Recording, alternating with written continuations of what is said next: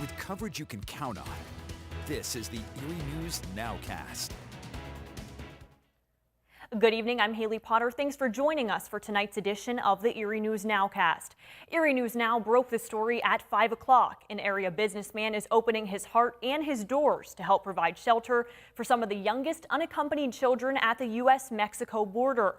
Glenn Renaud, who owns this dormitory property on Oliver Road that used to be part of Family First Sports Park, says he has a lot of empty beds and wants to help with the crisis at the border. Under emergency use authorization, he's agreed to provide the shelter for use by Health and Human Services.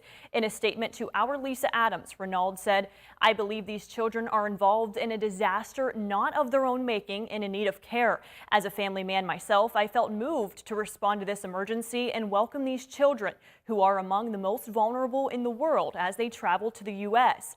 He said his goal is to give these children a nurturing environment until they can be reunited with their family members in the U.S., and that could take weeks. We heard there may be space for hundreds of children. Renaud would not confirm how many or when they may arrive. And while many feel the situation at the border is mortifying, there are mixed reactions about allowing potentially hundreds of unaccompanied children to come here to Erie. I talked to some locals to get their reaction to this, and we will hear from them coming up tonight at 11. And today, more and more people are getting vaccinated around the region.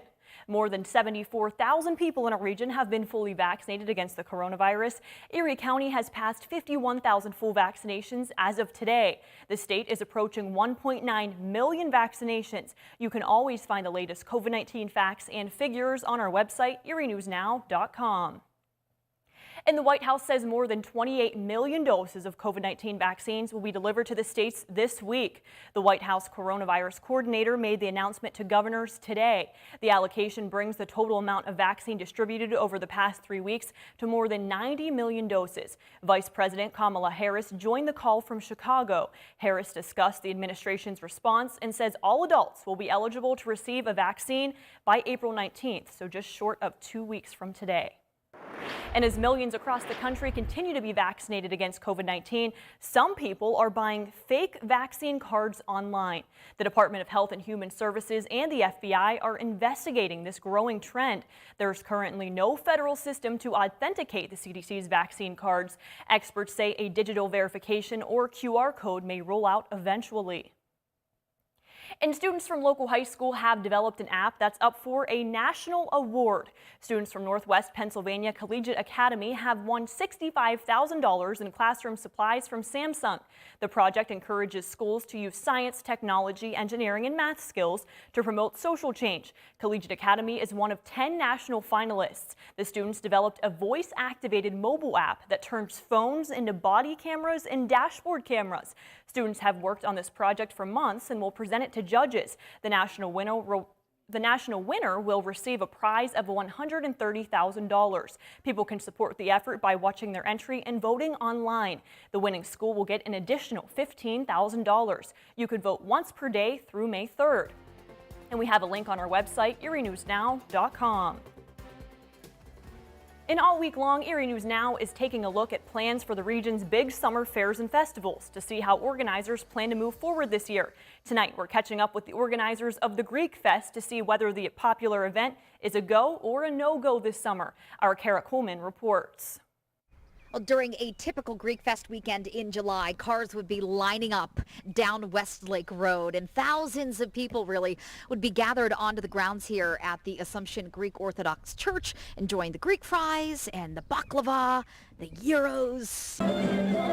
Traditional Greek music would be filling the area. Dozens of people would be gathering to watch those dancers perform the sights and sounds of a typical Greek Fest.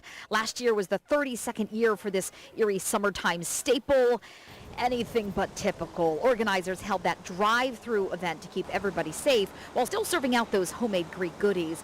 And they tell me with so much still unknown in regards to the pandemic and restrictions, they decided to go what they're calling the safe route with another drive-through event this coming July.